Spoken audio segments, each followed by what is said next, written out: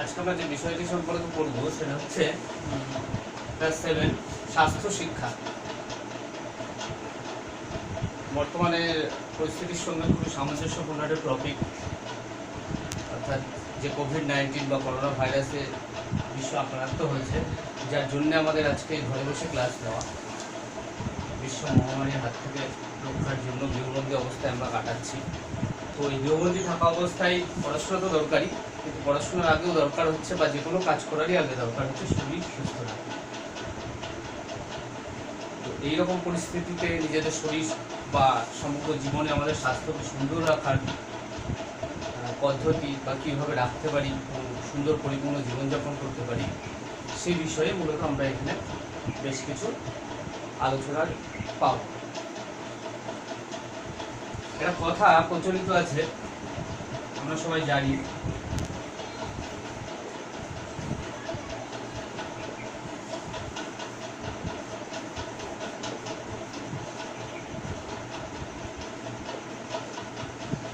Health is wealth, অর্থাৎ স্বাস্থ্যই হচ্ছে সম্পদ। স্বাস্থ্য যদি আমাদের সুন্দর থাকে তাহলে আমাদের সমস্ত কিছু জীবনে ঠিকঠাকভাবে চলা সম্ভব, না হলে কোনোদিনই সম্ভব নয়। তো আগে জানবো যে স্বাস্থ্য বলতে কি বোঝায়। অনেকের মধ্যে অনেক রকম ধারণা আছে।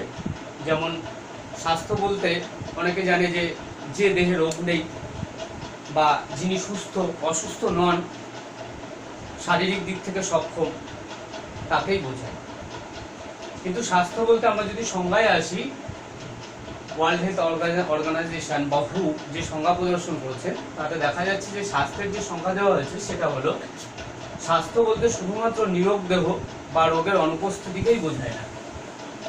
স্বাস্থ্য হলো ব্যক্তির শারীরিক, সামাজিক এবং মানসিক গুণাবলীর এমন একটি সমন্বয় যা তাকে একটি সুন্দর পরিপূর্ণ জীবনযাপনে সহায়তা করে।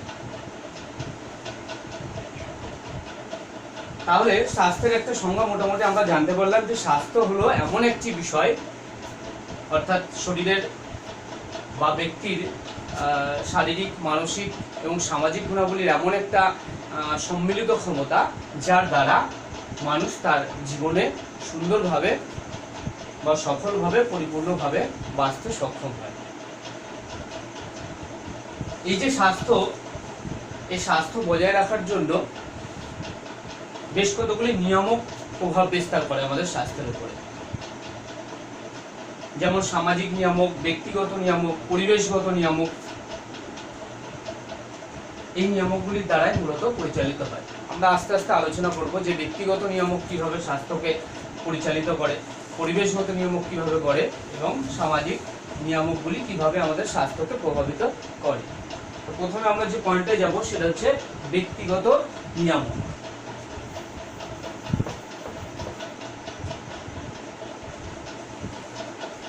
ব্যক্তিগত নিয়ামক।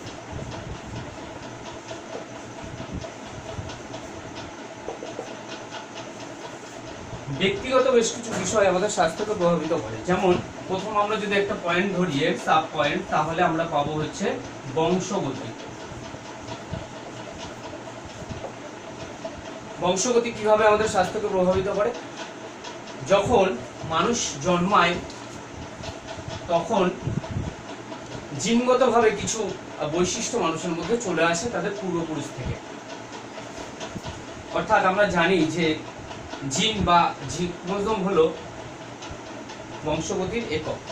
সুতরাং এই জিনগত কারণে আমরা অনেক কিছু পূর্বপুরুষদের থেকে পেয়ে থাকি। কি হতে পারে সেটা স্বাস্থ্যের ক্ষেত্রে? না, আমরা দেখি যে অনেক সময় কিছু মানুষ আমাদের বাড়িরও হতে পারে, আশেপাশের হতে পারে, যখন ডায়াবেটিস, উচ্চ রক্তচাপ, ক্যান্সার, এই ধরনের রোগগুলো যখন কারোর মধ্যে দেখা যায়, তখন দেখবে ডাক্তারবাবুর কাছে যখন যাই আমরা, তখন আগে বলে আপনার লাইফ হিস্ট্রিটা বলুন, অর্থাৎ আপনার পূর্বপুরুষ বা পরিবারে তার আগে এরকম কোনো রোগের অধিকারী কেউ ছিল কিনা। যদি কেউ থাকে তাহলে ওদের অনেকাংশেই দেখা যায় যে সেই পূর্বপুরুষদের মধ্যে থেকেই তার মধ্যেও সেই রোগগুলোর ধারণা লক্ষ্য করা যায়, বা কিছু উপাদান তার মধ্যে চলে আসে। দেখা গেল বংশগতি। বয়স ও দৈহিক ওজন, এরকম একটা পয়েন্ট আমরা করি, বয়স ও দৈহিক ওজন।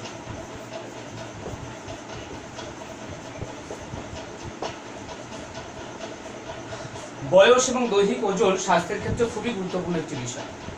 অর্থাৎ আমরা পরে গিয়ে পড়বো এই চ্যাপ্টারে দেহভর সূচক বলে একটি সাব টপিক আমরা পড়বো, যেখানে মানুষের উচ্চতা এবং ওজন অনুযায়ী মেয়েদের পরিমাণ নির্ণয় করা হয় বা পরিমাণ নির্ণয় করার একটা পদ্ধতি, যেটাকে বলে দেহভর সূচক। অর্থাৎ একজন ব্যক্তির বয়স যদি দেখা গেল 20 বছর হয় এবং তার ওজন দেখা গেল গিয়ে 70 কিলো হলো, তার মানে বয়স অনুযায়ী তার ওজনের পরিমাণ অনেক বেশি। অর্থাৎ সে কিন্তু শারীরিক দিক থেকে অনেক রকম রোগের শিকার হওয়ার সম্ভাবনা তার মধ্যে লক্ষ্য করা যাবে। ব্যায়াম ও খেলাধুলা একটা পয়েন্ট।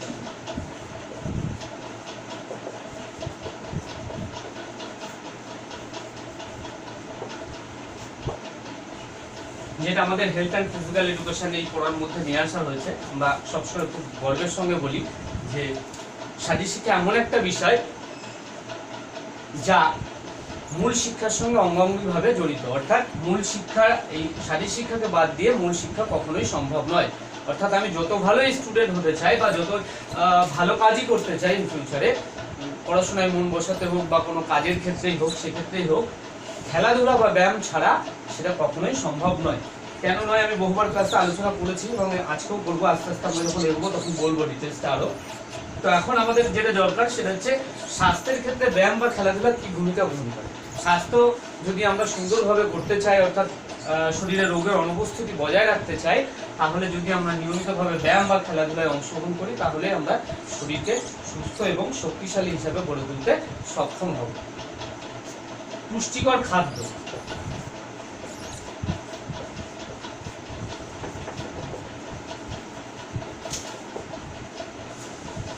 আমাদের দৈনন্দিন জীবনে যে খাবার আমরা খাই তার মধ্যে অবশ্যই কিছু পুষ্টিকর খাদ্যের আমাদের প্রয়োজন আছে। পুষ্টিকর খাবার বলতে কি বুঝি? খাদ্যের 6টি উপাদান যখন মোটামুটি যে সামঞ্জস্যপূর্ণভাবে থাকে, বিশেষত আমরা এখানে কার্বোহাইড্রেট, প্রোটিন বা ফ্যাটের কথাই বলবো, যেটা যার অনুপাতটা থাকে আমাদের 4:1 অনুপাতে।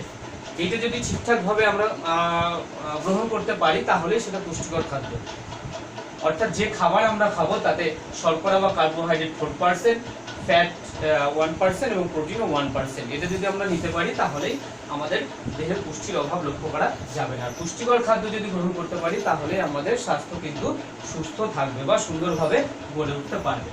এগুলো গেল সব আমাদের ব্যক্তিগত নিয়ম। এছাড়া আরও বেশ কিছু পয়েন্ট আমরা দিতে পারি।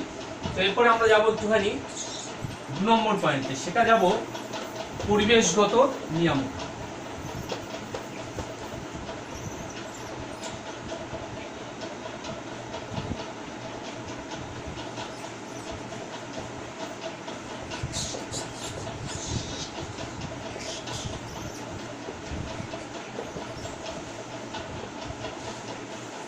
পরিবেশগত নিয়ম বলতে কি বুঝি?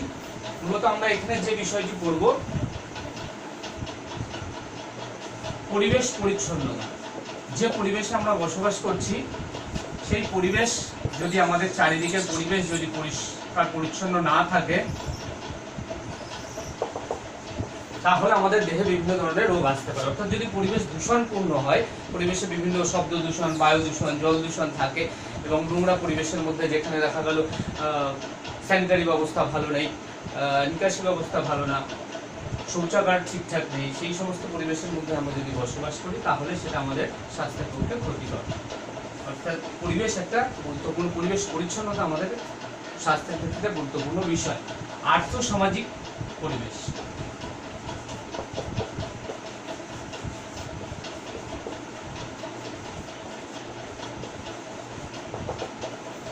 আমরা জানি আমাদের দেশে প্রচুর মানুষ এখনো পর্যন্ত খাদ্যের অভাবে, যাদের পুষ্টির অভাব লক্ষ্য করা যায়। অর্থাৎ তার মূল কারণ হচ্ছে অর্থের অভাব। সকলের যেহেতু আর্থিক দিকটা সচ্ছল নয়, তাহলে অনেক ক্ষেত্রেই দেখা যায় যে সমাজে যাদের আর্থিক ক্ষমতা দুর্বল, তারা তাদের দেহের পরিমাণ মতো যে পুষ্টি খাদ্যের প্রয়োজন হয়, অর্থাৎ কার্বোহাইড্রেট বা প্রোটিন বা ফ্যাট যতখানি প্রয়োজন হয়, তখন আমরা গ্রহণ করতে ব্যর্থ হই শুধুমাত্র অর্থের অভাবে। অর্থাৎ এই আর্থসামাজিক পরিবেশ আমাদের স্বাস্থ্যকে কিন্তু এটা বিরাটভাবে প্রভাবিত করে। তারপর আমরা দেখতে পারি দূষিত পরিবেশ।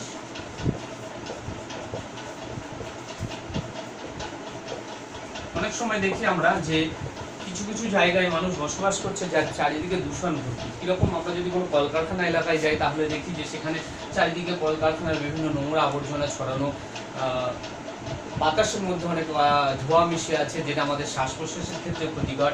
তো এই ধরনের পরিবেশে যদি বাস করি তাহলে আমাদের শ্বাসকষ্টজনিত কোনো প্রবলেম হতে পারে, হজমের ক্ষেত্রে কোনো প্রবলেম হতে পারে, পেটের প্রবলেম হতে পারে, যেটা আমাদের স্বাস্থ্যকে বিঘ্নিত করতে পারে। এরপরে আমরা যাই একটুখানি সামাজিক নিয়ামক। 3 নম্বর পয়েন্টে আমরা যাব সামাজিক নিয়ামক।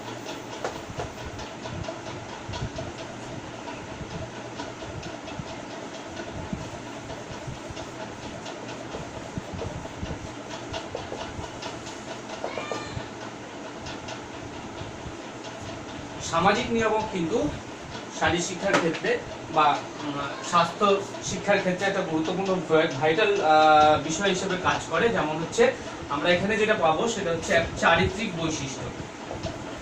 চারিত্রিক বৈশিষ্ট্য, সমাজের মানুষের সঙ্গে যদি আমরা ভালোভাবে মিশতে পারি তাহলে সেখান থেকে আমরা যেমন নিজেরা কিছু ভালো শিখতে পারি, আবার অনেককে শেখাতেও পারি।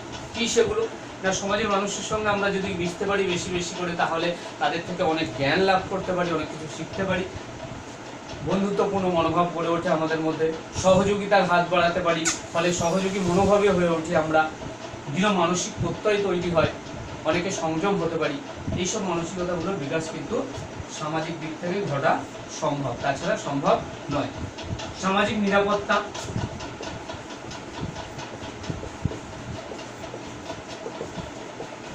যে সমাজে আমরা বসবাস করছি আমাদের স্বাস্থ্য সুন্দর রাখার জন্য যে সমস্ত বিষয়গুলি প্রয়োজন, যেমন সুষম খাদ্যের যোগান, স্কুল কলেজ অর্থাৎ পড়াশোনার জায়গা, খেলাধুলার জায়গা, এই সমস্ত বিষয়গুলি যদি সেই সমাজে আমরা ঠিকঠাকভাবে পাই তাহলেও সেটা আমাদের সুন্দর স্বাস্থ্য গড়ে তোলার পক্ষে বিশেষ গুরুত্বপূর্ণ ভূমিকা পালন করে।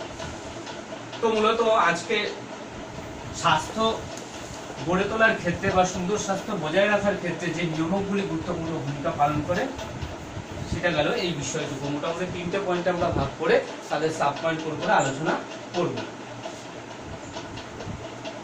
এরপরে আমরা আসি আরেকটি সাব পয়েন্ট এই স্বাস্থ্য শিক্ষার মধ্যে, সেটা হচ্ছে বিদ্যালয়ের স্বাস্থ্য কর্মসূচি। আমরা জানি যে বিদ্যালয়ের স্বাস্থ্য বেশ কিছু কর্মসূচি আমরা পালন করে থাকি।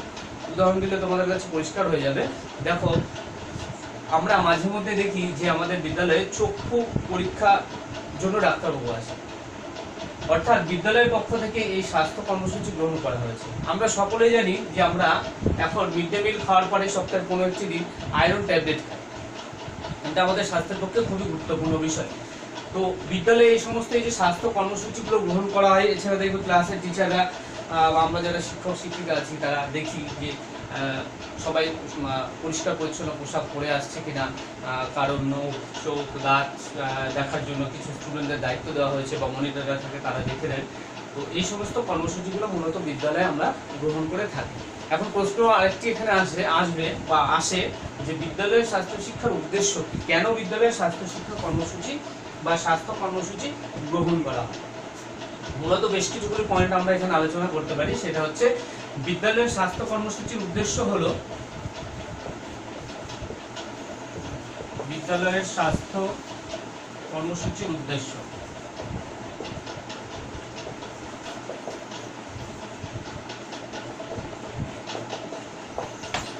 পড়াশোনার পাশাপাশি বিদ্যালয়ের সমস্ত ছাত্রছাত্রীদের বা যারা স্টুডেন্ট আছে তাদেরকে একটি সুন্দর সুস্থ জীবন দান করা হচ্ছে আমাদের কিন্তু বিদ্যালয়ের একটা উদ্দেশ্য।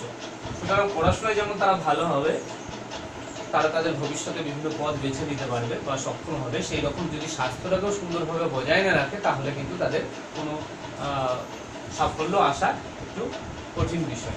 তো সেই জন্য আমরা বিদ্যালয়ে মূলত এই স্বাস্থ্য কর্মসূচিগুলো গ্রহণ করা হয়।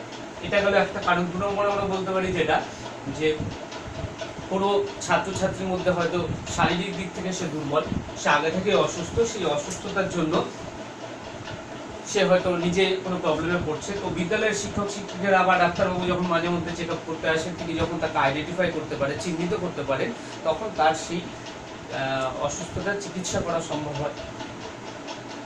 বিদ্যালয়ের স্বাস্থ্য কর্মসূচির মাধ্যমে শিক্ষার্থীদের মধ্যে শক্তি বৃদ্ধি করা সম্ভব হয়। এছাড়া বিভিন্ন ধরনের আমরা যে খেলাধুলাগুলোর আয়োজন করে থাকি তার মাধ্যমে তাদের মধ্যে শক্তি, শারীরিক সক্ষমতা, ক্ষমতা, সহনশীলতা, গতি প্রভৃতি শক্তিগুলি বৃদ্ধি পায়, যা তার স্বাস্থ্যকে সুন্দর করে গড়ে তোলে। বিভিন্ন পুষ্টিকর খাবারের ব্যবস্থা করা, এখন যে মিড ডে মিল আমরা দেখেছি, মিড ডে মিলের আয়োজন করা হয় মধ্যাহ্নকালীন আহার, তো সেই মিড ডে মিলের খাবারের মাধ্যমে তাদের মধ্যে যে পুষ্টির অভাব সেটা যতটা সম্ভব পূরণের চেষ্টা করার ফলে শারীরিক দিক থেকে তারা শক্তিশালী হতে পারে এবং পড়াশোনা এবং অন্যান্য কাজে আরও বেশি মনোনিবেশ করতে সক্ষম হবে। এই সমস্ত কারণের জন্য, এছাড়া বয়ঃসন্ধিকালে বা অ্যাডমিশন পিরিয়ডের ছাত্রছাত্রীরা অনেক সময় অনেক সমস্যায় ভোগে, সেই সমস্ত সমস্যাগুলো দূরীকরণ করার জন্য কিন্তু স্বাস্থ্য শিক্ষা কর্মসূচি বিদ্যালয়ে গ্রহণ করা হয়ে থাকে। তো আজকে আমাদের মূল যে টপিক, সেই টপিকটা সম্পর্কে আমরা একটুখানি আলোচনা করবো এখানে, সেটা হচ্ছে স্বাস্থ্য শিক্ষা কাকে বলে। এতক্ষণ তো স্বাস্থ্য সম্পর্কে আমরা বললাম, এখন আসি আমাদের মূল বিষয়, সেটা হচ্ছে স্বাস্থ্য শিক্ষা কাকে বলে। স্বাস্থ্য শিক্ষা বলতে সেই শিক্ষাদান পদ্ধতি বা শিক্ষা ব্যবস্থাকে বোঝায় যা আমাদের শারীরিক দিক থেকে শক্তিশালী বা শিক্ষার্থীদের শারীরিক দিক থেকে শক্তিশালী, সুস্থ রাখতে সাহায্য করে। যদি একটু আমরা ডিটেলসে বলি তাহলে এরকম ভাবে বলতে পারি আমরা যে মানুষের শারীরিক সক্ষমতা বা শক্তি বৃদ্ধির জন্য তাদের বিভিন্ন ধরনের পুষ্টিকর খাবার, সুষম খাদ্য সরবরাহ করা, বা তাদের রোগের অনুপস্থিতি, রোগ প্রতিরোধ ক্ষমতা, বিভিন্ন রোগের বা সংক্রমণ বিরুদ্ধে প্রতিরোধ ক্ষমতা গড়ে তোলা, সেই রোগকে নিয়ন্ত্রণ করার ক্ষমতা গড়ে তোলা প্রভৃতি বিষয় সম্পর্কে যে বিষয়ে বা যে ক্ষেত্রে শিক্ষাদান করা হয় তাকে বলা হয় স্বাস্থ্য শিক্ষা। স্বাস্থ্য শিক্ষার তিনটি ভাগ আছে মূলত, বা বিদ্যালয়ের যে স্বাস্থ্য শিক্ষা তাকে মূলত আমরা তিনটি ভাগে ভাগ করতে পারি। নাম্বার 1 স্বাস্থ্য নির্দেশ,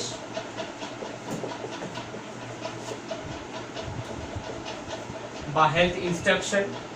নাম্বার 2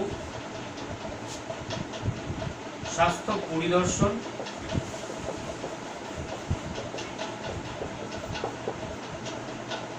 বা হেলথ সুপারভিশন। নাম্বার 3 স্বাস্থ্য পরিষেবা বা হেলথ সার্ভিস। এই তিনটি মূলত ভাগে আমরা স্বাস্থ্য শিক্ষাকে ভাগ করতে পারি। তো আমরা প্রথমে যেটা বলবো সেটা হচ্ছে স্বাস্থ্য নির্দেশ। প্রথম পয়েন্টে আমরা আলোচনা করবো স্বাস্থ্য নির্দেশ বলতে কি বোঝায়। স্বাস্থ্য নির্দেশ কোশ্চেন আসতেই পারে, স্বাস্থ্য নির্দেশ বলতে কি বোঝায়। মূলত বিদ্যালয়ের শিক্ষার্থীদের স্বাস্থ্যকে সুন্দর এবং নিরোগ রাখার জন্য বা রোগ প্রতিরোধ ক্ষমতা তাদের মধ্যে গড়ে তোলার জন্য বিভিন্ন ধরনের নির্দেশ দেওয়া হয়ে থাকে বিভিন্ন সময়ে, এগুলোকে বলা হয় স্বাস্থ্য নির্দেশ। আমরা এবার বলি যে স্বাস্থ্য নির্দেশগুলো মূলত কি, বা কি কি বিষয়ে তাদেরকে এই শিক্ষাগুলো দান করা হয়, নির্দেশগুলো দেওয়া হয়। মূলত তাদেরকে প্রতিনিয়ত স্বাস্থ্য বা সুন্দর স্বাস্থ্যোজ্জ্বল জীবনযাপন করার জন্য কি কি উপায় তারা অবলম্বন করবে, সুষম খাদ্য সরবরাহ করা তাদেরকে, এবং কি ধরনের সুষম খাদ্য তারা খাবে যার থেকে তাদের স্বাস্থ্য সুন্দর থাকবে, কিভাবে তারা নিজেরা তাদের পোশাক পরিচ্ছদ স্বাস্থ্যকে পরিষ্কার পরিচ্ছন্ন রাখবে, তার বিদ্যালয় এবং সহ তার বাড়ির আশেপাশে, নিজের বাড়ি বিভিন্ন জায়গায় কিভাবে তার পরিষ্কার পরিচ্ছন্নতা বজায় রাখবে, শৌচালয় কিভাবে ব্যবহার করবে, খাবার আগে বা খাবার পরে কিভাবে হাত ধোবে, এই সমস্ত বিষয়গুলো নিয়ে মূলত। তারপরে হেলথ কার্ড তাকে লিপিবদ্ধ করে রাখা, দেহ ভঙ্গিমা দূর করার জন্য বিভিন্ন ধরনের ব্যায়াম করা। অর্থাৎ আমরা আগেই জানি যে অনেকে জন্মগত কারণে বা পরবর্তীকালে বিভিন্ন অ্যাক্সিডেন্টাল বা অন্য কোনো কারণে বিভিন্ন দেহ ভঙ্গিমার শিকার হয়ে থাকেন। যেমন আমরা পড়েছি যে টাইফোসিস, লর্ডোসিস, স্কোলিওসিস, গোলেক, এই সমস্ত রোগগুলো দূর করার জন্য কিন্তু তাদের কি কি ব্যায়াম করা উচিত, কোন খেলার সঙ্গে যুক্ত হওয়া উচিত, এই সমস্ত বিষয়ে নির্দেশ দেওয়া হয়ে থাকে। এই স্বাস্থ্য নির্দেশের প্রকৃতি আছে, প্রকৃতি অনুযায়ী একে কয়েকটি ভাগে ভাগ করা হয়। স্বাস্থ্য নির্দেশ প্রকৃতি অনুযায়ী আমরা একে কয়েকটি ভাগে ভাগ করতে পারি। যেমন স্বাস্থ্য নির্দেশে প্রথম আমরা যদি একটা পয়েন্ট করি তাহলে সেটাতে আমরা যাব হচ্ছে এর একটা সাব পয়েন্ট করি, সেখানে গিয়ে আমরা লিখবো হচ্ছে রীতিবদ্ধ স্বাস্থ্য নির্দেশ। অর্থাৎ আমরা দেখি যে অনেক সময় স্কুলে বা ক্লাসে শিক্ষক শিক্ষিকা যখন পড়ান, তিনি পড়াতে পড়াতে বেশ কিছু নির্দেশ তোমাদেরকে দিয়ে থাকেন স্বাস্থ্য শিক্ষা বা স্বাস্থ্য সুস্থ রাখার জন্য। যখন আমরা বলি ক্লাসের মধ্যে যে নখ প্রতিদিন পরিষ্কার করে আসবে বা কেটে আসবে, পরিষ্কার পোশাক পরে আসবে, বিদ্যালয়ে স্নান প্রতিদিন বাড়িতে স্নান করবে, নোংরা আবর্জনার মধ্যে যাবে না, খাওয়া দাওয়ার আগে হাত ধোয়া করা, এগুলো আমাদেরকে মূলত ব্যক্তিগতভাবে আমরা বলে থাকি, বিধিবদ্ধ নিয়ম অনুসারে ক্লাসে বলা হয় এই বিষয়গুলো সম্পর্কে। তারপরে আসি আমরা প্রথাগত বিধির বাইরের যে নির্দেশ। প্রথাগত বিধির বাইরের নির্দেশ বলতে আমরা কখনো কখনো দেখি যে বিদ্যালয়ের বাইরেও ছাড়াও বা বিদ্যালয়ের ভেতরে ছাড়াও বাইরে কখনো কখনো দেখি যে ছাত্রছাত্রীদের সঙ্গে যখন আমাদের রাস্তাঘাটে দেখা হয় তখন তাদেরকে বিভিন্ন বিষয় সম্পর্কে সুপরামর্শ দেওয়ার একটা চেষ্টা আমরা করি এবং তারা অনেক সময় গ্রহণ করে। যেমন হয়তো রাস্তায় আমরা বেরিয়েছি স্কুল আওয়ারের বাইরে, বিকেলে হয়তো কারোর সঙ্গে কোনো স্টুডেন্টের সঙ্গে দেখা হলো, তাদেরকে বিভিন্ন বিষয়ে হয়তো দুটো কথা বলা বা পরামর্শ দেওয়া স্বাস্থ্য সংক্রান্ত, যেই বিকেলবেলাটা খেলাধুলা কর, মাঠে কেন দাঁড়িয়ে আছিস বা ঘুরে যাচ্ছি সেটা করতে পারি। বা কেউ হয়তো দেখলাম কোনো নেশায় আশ্বস্ত হয়ে পড়ছে, সেই নেশা স্বাস্থ্যের পক্ষে কতখানি ক্ষতিকর সেই বিষয়ে তাদেরকে পরামর্শ দেওয়া, এটা হচ্ছে প্রথা বহির্ভূত একটা নির্দেশ। তারপরে আমরা আসি সহ সম্বন্ধযুক্ত নির্দেশ।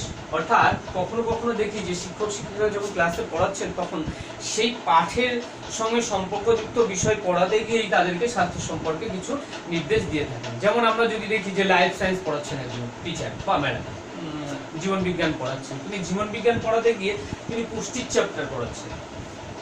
তো সেই পুষ্টি আমাদের স্বাস্থ্যের পক্ষে কতখানি উপকারী, পুষ্টির চ্যাপ্টার পড়াতে গিয়ে কিন্তু অনেকটা আমাদেরকে নির্দেশ বা তোমাদেরকে নির্দেশ দিয়ে থাকে যে কোন কোন খাদ্যগুলো তার স্বাস্থ্যের পক্ষে, আমাদের স্বাস্থ্যের পক্ষে পুষ্টিকর, কোনগুলো খেলে আমরা শক্তি সঞ্চয় করতে পারবো, শরীরে কঠিন কাজ করতে পারবো সহজে, এই বিষয়গুলো সম্পর্কে ধারণা দিয়ে থাকে। এরপর আসি আমরা একটুখানি শিবিরের মাধ্যমে স্বাস্থ্য নির্দেশ। কখনো কখনো বিভিন্ন স্বাস্থ্য শিবির আমরা দেখি বিদ্যালয়ে আয়োজন করা হয়। যেমন আমি বললাম যে আমাদের স্কুলে হয় দেখি যে তোমরাও জানো যে চক্ষু পরীক্ষা শিবির, অর্থাৎ ডাক্তারবাবুরা আসেন, আমরা 10 জন 15 জন করে স্টুডেন্ট যাই এবং সেখানে চক্ষু পরীক্ষা করা হয়। কখনো কখনো বছরে একবার হলেও স্বাস্থ্য পরীক্ষা করা হয়। এইভাবে আমাদের শিবিরের মাধ্যমেও কিন্তু স্বাস্থ্য নির্দেশ দেওয়া হয়ে থাকে, তারা কি তোমরা কি নিয়ম মেনে চলবে, কিভাবে জীবনযাপন করবে, এই সমস্ত নির্দেশ দেওয়া হয়।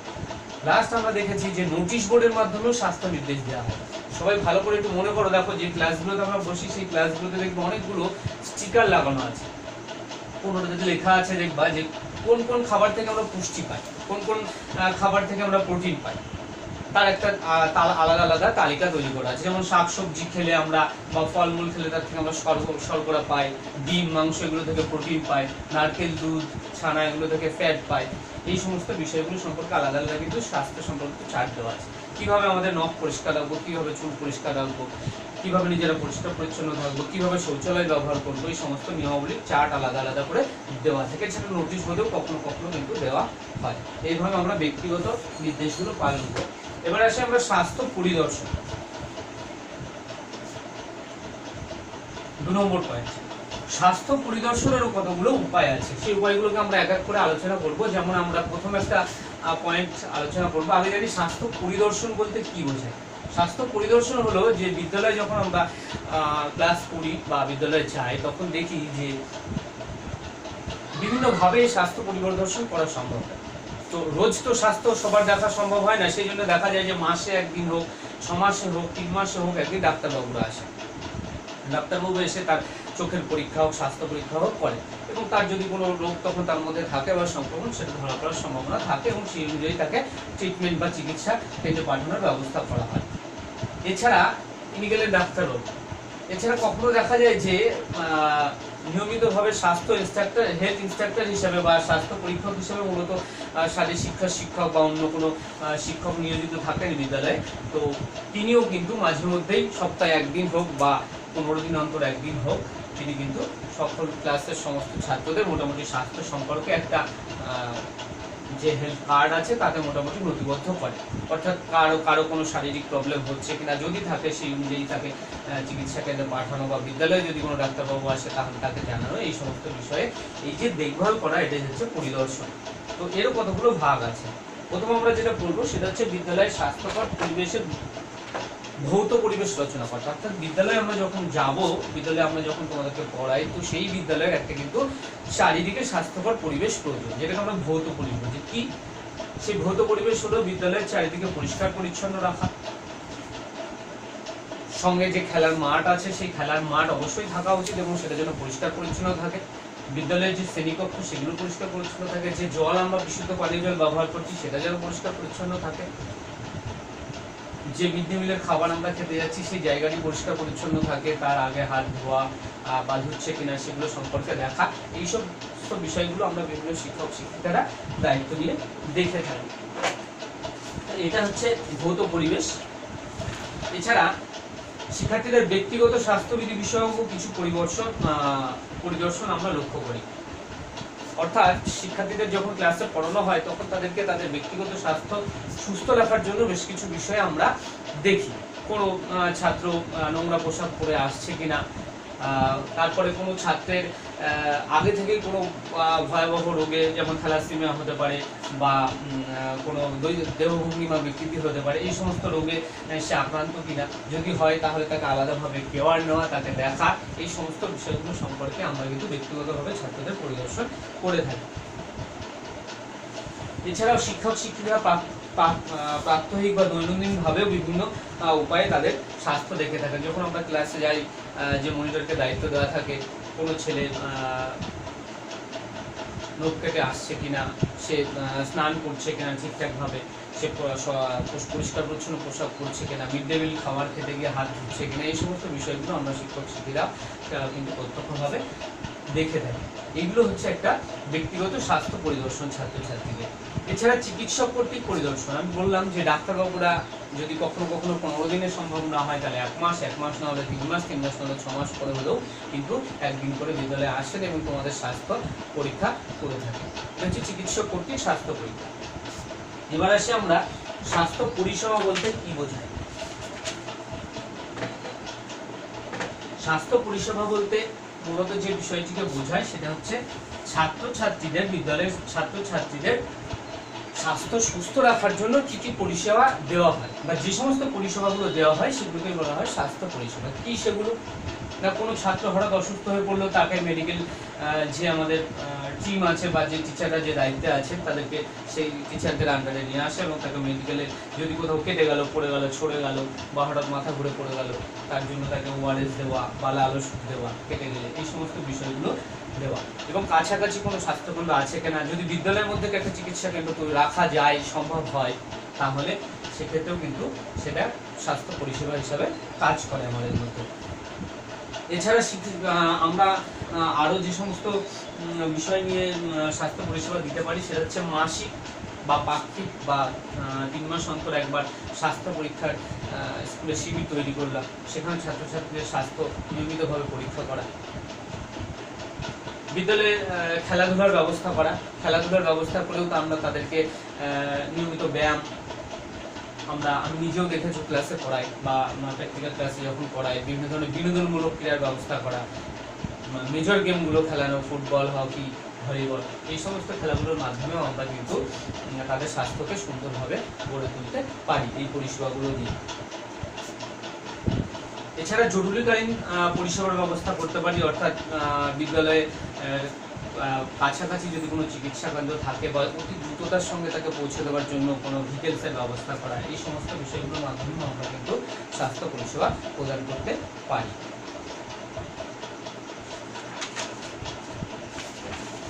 এবার আমরা একটুখানি আলাদা বিষয় চলে যাবো, আলাদা একটা টপিক, সেটা হচ্ছে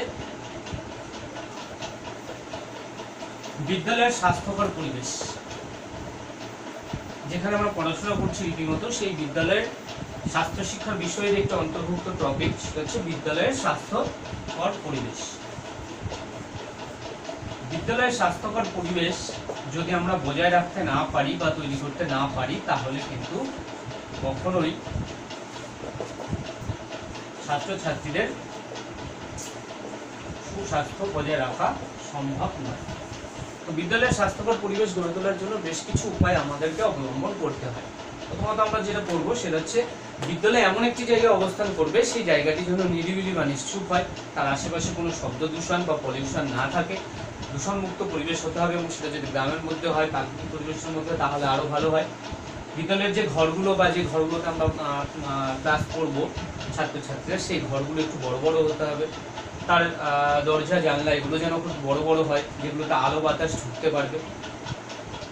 এছাড়া আমরা বিদ্যালয়ের সঙ্গে চেষ্টা করবো সবসময় যদি যেন একটা বড় খেলার মাঠ থাকে, যে মাঠটি সবসময় পরিষ্কার পরিচ্ছন্ন হবে, উন্মুক্ত হবে, তার চারিদিকে বিভিন্ন ধরনের বড় বড় গাছ হবে এবং মাঝখানে সবুজ ঘাস হবে মাঠে। তাহলে স্বাস্থ্যকরভাবে আমরা সেখানে খেলাধুলা করতে পারবো, ব্যায়াম করতে পারবো, আনন্দ বা বিনোদনমূলক ক্রীড়া গ্রহণ করতে পারবো। প্রাচীর দিয়ে যদি ঘেরা হয় বিদ্যালয় প্রাঙ্গণ তাহলে আরো ভালো হয়। বিদ্যালয়ে প্রবেশ করার জন্য বা ঘরে ওঠার জন্য উপর দিকে দোতলা তিনতলা ওঠার জন্য যদি একের অধিক 2 বা 3টে প্রবেশ পথ বা সিঁড়ির ব্যবস্থা থাকে, র্যাম্পের ব্যবস্থা থাকে, যারা বিশেষ চাহিদা সম্পন্ন শিশু তাদের জন্য, তাদের ওঠানামার সুবিধার জন্য, তাহলে আরও সুবিধা হয়। বিদ্যালয়ে অবশ্যই বিদ্যুৎ তো থাকেই, লাইট ফ্যান চলে, সেই হিসাবে সেখান থেকে যাতে কোনো আগুন লেগে না যায় সেই জন্য অগ্নি নির্বাপক ব্যবস্থা থাকা প্রয়োজন। বিশেষ করে মিড ডে মিলের অগ্নি নির্বাপক ব্যবস্থার প্রয়োজন।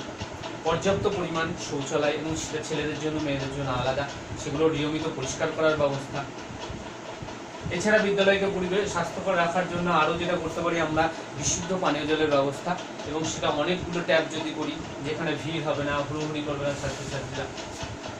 মিড ডে মিল খাওয়ার আগে বা পরে তাদের হাত ধোয়ার ব্যবস্থা করে দেওয়া। মাঝে মাঝে বিদ্যালয়ে বিভিন্ন ধরনের বিনোদনমূলক অনুষ্ঠান কর্মসূচি পালন করা, যেমন আমরা করে থাকি 25শে বৈশাখ, টিচার্স ডে, এরকম বিষয়গুলো। এছাড়া নিয়মানুবর্তিতা শেখার জন্য আমরা বেশ কিছু উৎসব পালন করে থাকি, যেমন 15ই আগস্ট, সেই আমরা দেশের ইতিহাস সম্পর্কে অনেক কিছু জানতে পারি। 26শে জানুয়ারি, 23শে জানুয়ারি, এই বিশেষ দিনগুলো পালন করা, এই সমস্ত দিনগুলো পালন করা। এছাড়া বিদ্যালয়ে নিয়মিত প্রবেশ করা, নির্দিষ্ট টাইম পর্যন্ত বিদ্যালয়ে কাটানো, একে অপরের সঙ্গে খেলার মাঠে ক্লাসের মধ্যে বন্ধুদের সঙ্গে সৌহার্দ্যপূর্ণ সম্পর্ক গড়ে তোলা, বন্ধুত্বপূর্ণ সম্পর্ক, সহযোগিতার মনোভাব গড়ে তোলা, এই সমস্ত বিষয়গুলো যদি আমাদের বিদ্যালয়ের মধ্যে রাখতে পারি তাহলে সেটা কিন্তু স্বাস্থ্যকর বিদ্যালয় হিসাবে গড়ে উঠবে। এবার স্বাস্থ্যকর বিদ্যালয়ের মধ্যে আমি একটা পয়েন্ট করেছিলাম যে খেলার মাঠ দরকার। খেলার মাঠেরও কিন্তু একটা স্বাস্থ্যকর পরিবেশ করবে। এটা একটা কোশ্চেন হতে পারে যে খেলার মাঠের কি ধরনের স্বাস্থ্যকর পরিবেশ আমরা বজায় রাখতে পারবো। তো খেলার মাঠে স্বাস্থ্যকর পরিবেশ বজায় রাখার জন্য বেশ কিছু উপায় আমাদের অবলম্বন করতে হবে। কি সেগুলো? প্রথমত একটি মাঠ হবে, যে মাঠটি সর্বদা উন্মুক্ত এবং পরিষ্কার পরিচ্ছন্ন হবে। মাঠের আয়তনটা চেষ্টা করতে হবে সবসময় 130x90 মিটার, অর্থাৎ আয়তক্ষেত্র হওয়া উচিত। মাঠে অবশ্যই ঘাস থাকা উচিত এবং চারিদিকে যদি বড় গাছ থাকে তাহলে ভালো। মাঠে জল নিকাশি ব্যবস্থা ভালো থাকতে হবে এবং মাঠটি মাঝখানে উঁচু এবং সমতল হওয়া উচিত, যাতে জল না দাঁড়ায়, চারিদিকে জলটা বাইরে বেরিয়ে যায়। মাঠের চারিদিকে যেন কোনো জঞ্জাল না থাকে, উপযুক্ত গ্যালারির ব্যবস্থা করতে পারি। মাঠের পাশে ড্রেসিং রুম, অর্থাৎ ছেলেদের ড্রেস চেঞ্জ করার আলাদা রুম, মেয়েদের আলাদা রুম, এগুলো করতে পারি। বিশুদ্ধ পানীয় জলের ব্যবস্থা, শৌচাগারের ব্যবস্থা। এছাড়া অবশ্যই মাঠের পাশে একটা মেডিকেল রুম বা চিকিৎসা রুম, প্রাথমিক চিকিৎসা রুম, যেটা প্রাথমিক চিকিৎসা রুম, সেটা কিন্তু অবশ্যই দরকার। তাহলে আমরা কিন্তু খেলার মাঠের পরিবেশ সুন্দর এবং স্বাস্থ্যকর রাখতে পারবো, যেটা আমাদের ছাত্রছাত্রীদের সুন্দর স্বাস্থ্য গড়ে তুলতে বিশেষভাবে সাহায্য করবে। স্বাস্থ্য শিক্ষার একটা গুরুত্বপূর্ণ পয়েন্ট আমরা আজকে করব, টপিক, সেটা হচ্ছে, এবার আসি, সেটা হচ্ছে দেহভর সূচক। খুব গুরুত্বপূর্ণ একটা পয়েন্ট, এবং এটা 24 ঘন্টার মধ্যে একটু পড়ানো হয়েছিল, ম্যাডামরা পড়াচ্ছিলেন, তোমরা দেখে দিয়েছো সবাই নিশ্চয়। দেহভর সূচক,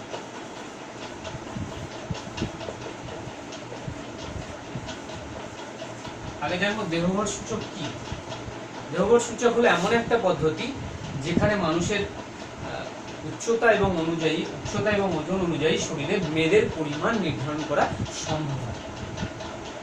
অর্থাৎ একজন মানুষের হাইট এবং তার ওয়েট অনুযায়ী তার শরীরে কতটা মেদ আছে সেটা কিন্তু আমরা, বা মেদের আধিক্য আছে সেটা কিন্তু এই দেহভর সূচকের মাধ্যমে জানতে পারি। তাহলে যদি কোশ্চেন আসে দেহভর সূচক কি, তাহলে আমরা উত্তর দেবো যে দেহভর সূচক হলো এমন একটি পদ্ধতি যার মাধ্যমে মানুষের ওজন এবং উচ্চতা অনুযায়ী তার দেহের মেদের পরিমাণ নির্ণয় করা সম্ভব হয়।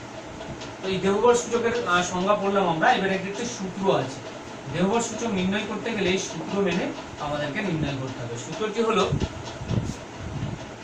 ওজন, এটা কিলোগ্রামে হবে, কিলোগ্রামে, বাই 2 × 2 ইন্টু উচ্চতা, এটা হবে মিটারে।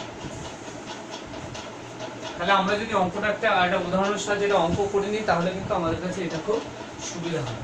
তো এই সূত্র অনুযায়ী আমরা ধরলাম কোনো একজন ব্যক্তির ওয়েট হচ্ছে, ওজন হচ্ছে, কোনো একজন ব্যক্তির ওয়েট